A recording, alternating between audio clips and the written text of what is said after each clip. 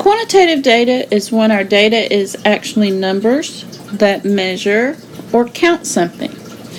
Usually when we have numbers, our data is going to be so assorted that in order to make sense of it, we'll have to group numbers together instead of representing them each separately in a frequency distribution.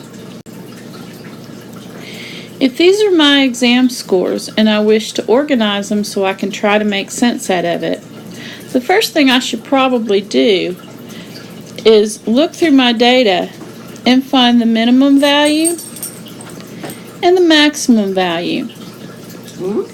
The lowest number and the highest number in my data set. That's going to help me decide what it is that I need to do with my data, because it's going to tell me how many numbers my data spans.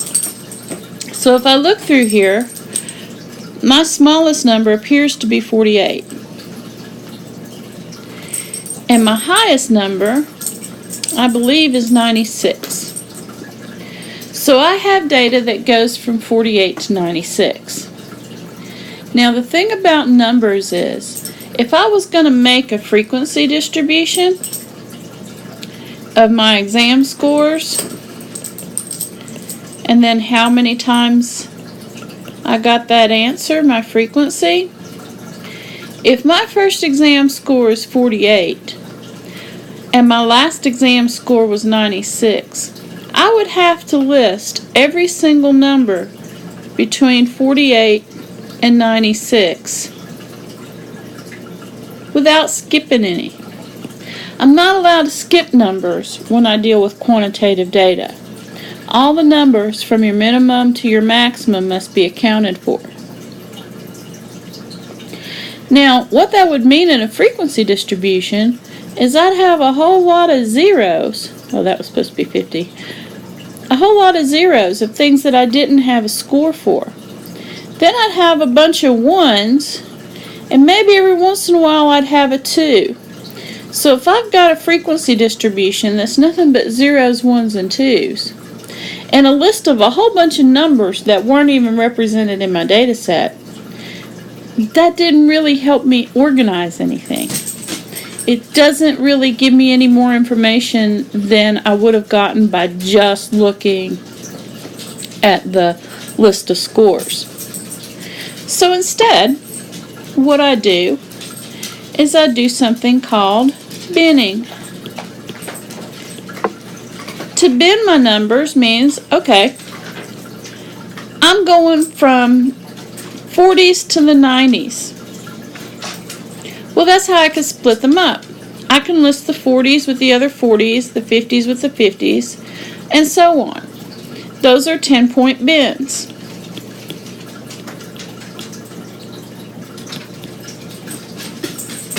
Because I got the 40s, the 50s, the 60s, the 70s, and so on. Now, I don't always have to use 10-point bins.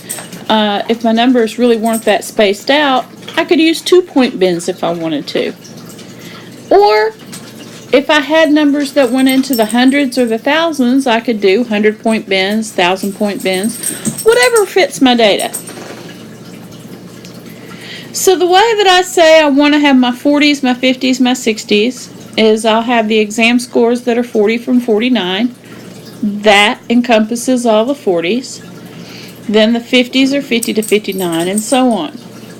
Again, I can't skip any category, so if I start with the 40s, I have to include the 50s, the 60s, the 70s, the 80s, and the 90s, even if I didn't end up having any data in one of those categories. No skips. Now I just start counting. How many scores in my data are in the 40s? How many are in the 50s? Again, it's just tedious, so you want to be careful, and you might want to pause the recording while you do this.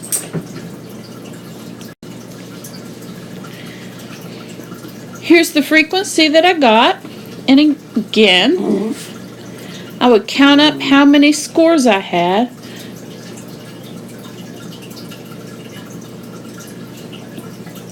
Make sure that if I have 36 exam scores over here, that my frequencies add up to 36. Now, if I wanted to make a graph of this, the two graphs I make with quantitative data are called a histogram and a line chart. A histogram is what we call the bar chart for quantitative data. It's a little different from the ones we've seen in qualitative. It's called a histogram if I have numbers on the x-axis. Numbers on the x-axis make it a histogram. Now notice my bars.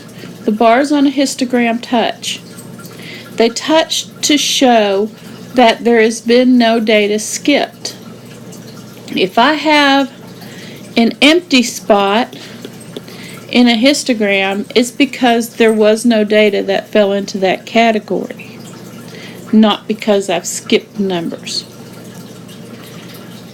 Again, Excel will automatically make the histogram. You have to remember to put in an x-axis title, a y-axis title, and a chart title that makes sense.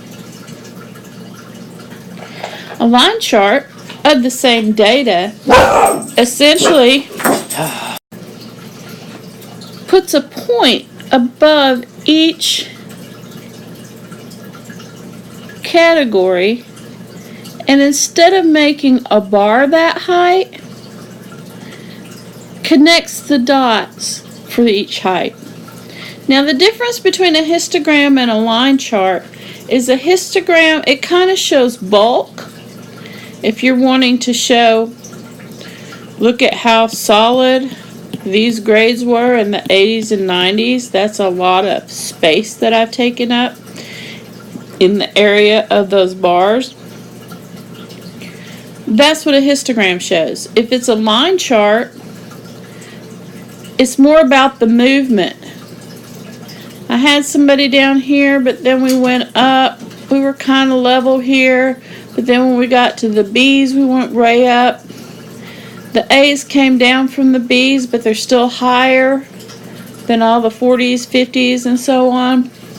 So a line chart emphasizes movement. Histogram emphasizes bulk. And you have the same axis and chart titles that you do on both graphs. Two numbers that we can compute for frequency distribution: relative frequency and cumulative frequency. Relative frequency, again, is the same as it was with the quantitative data or the qualitative data. There are 36 total scores. So if I want to find the relative frequency of each class, I take how many divided by the total, and I change it to a decimal or I change it to a percent. If you'd like to take a moment to do that before you advance to the next slide. I changed these to decimals. I'm not really sure why.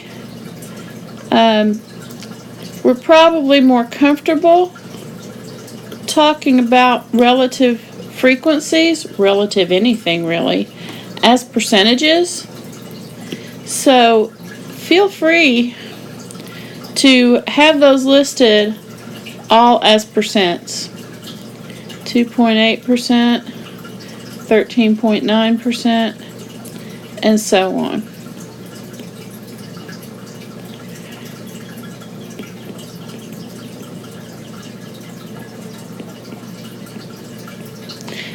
And 19.4. Alright, cumulative frequency, that's a little different. And it sort of doesn't make sense until you get a feeling for what it's used for. But basically, every time I go to a separate group of numbers, I'm not just talking about how many data items I have in that group, but how many data items I have starting for the first group down through the present group. So for example, the very first group that I have, the very first bin, has one data item in it. So the cumulative frequency for the first bin is 1. Now, if I want to talk about what the frequency is for the second bin, I want to know actually, not how many are in the second bin, but how many are in the first and second bin? So I had 1 in the first bin. When I get to the second bin, I'm going to add 5 to that. So my second cumulative frequency would be 6, the one that I started with, plus 6 more. If I want to do the third bin, I had 1, I had 5, now I'm going to add 5 more. So the third bin would have a cumulative frequency of 11. And so on. When you complete the chart, the very last bin, that cumulative frequency should be the same as the sample size.